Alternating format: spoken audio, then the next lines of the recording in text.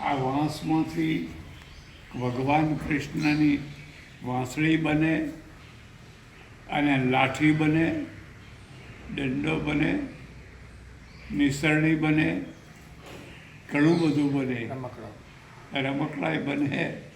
એટલે વાંસ બહુ ઉપયોગી વસ્તુ છે અને એને જો એનો વાંસવામાં આવે તો ઘણા ઉપયોગમાં આવે ને આર્થિક રીતે પણ ઘણી રીતે એ આપણને પોષણ આપે.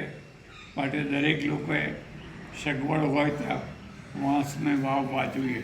ધારાસભ્ય તરીકે અહીંયા ચૂંટાવી આવ્યા છે તો એમની લોકપ્રિયતા એના પરથી સાબિત થાય છે. તો આજે અમે એમને એક આહવાન કર્યું હતું કે ભાઈ અહીંયા મધ્ય ગુજરાતના તળાવો ગંદા રહે છે તો એનું ચોખ્ખું કરવા માટે દરેક ગામના તળાવોમાં 50 વોશ વાપવામાં આવે તો 50% પાણી ફિલ્ટર થઈ જાય. તો એના ભાગરૂપે અમે એમની રાહબારી નીચે આજે અમે આ અભિયાન ચાલુ કરી રહ્યા છીએ. તો નિરંજનભાઈને અમે 2 શબ્દો બોલવાનું અમારી ગ્રીન ગ્લોબલ બ્રિગેડ માટે કહીએ છીએ. બસ મને વાતોમાં રસ નથી, કાર્યમાં રસ છે.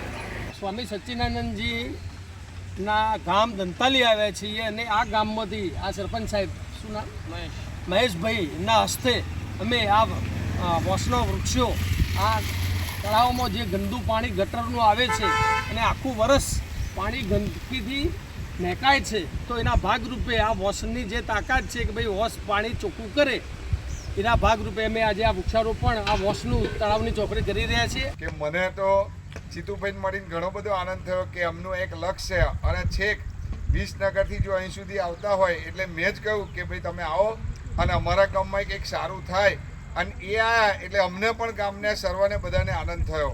પેટલાદ તાલુકાના બધા જ તળાવોમાં ગામની ગંદકી બધા જ તળાવોમાં જાય છે. તો એક રિસર્ચ એવું થયું છે કે જો એમાં આ વોશના છોડ વાવવામાં આવે તો ગામના તળાવો 50% ચોખ્ખા થઈ જાય. એના ભાગરૂપે આજે આ 500 છોડ બાપજીના આશીર્વાદથી 10 ગામમાં 50 છોડ વાવવાનું આયોજન ગ્રીન ગ્લોબલ બ્રિગેડ તરફથી કરેલ છે અને બાપજીના આશીર્વાદ લઈ અને આ કામ અમે આજે ચાલુ કરી રહ્યા છીએ. આપ પણ આપણા ગામના તળાવમાં ગટરનું પાણી જો અંદર દાખલ કરતા હોય તો આ રીતે વોશ વાવીને એ પાણી 50% ચોખ્ખું કરી શકાય છે. તો આપ પણ આપણા એરિયામાં આ રીતે વોશનો વાવેતર તળાવમાં કરી અને પાણી ચોખ્ખું કરવા અમારી નમ્ર અપીલ છે. Green global brigade thank you, આભાર.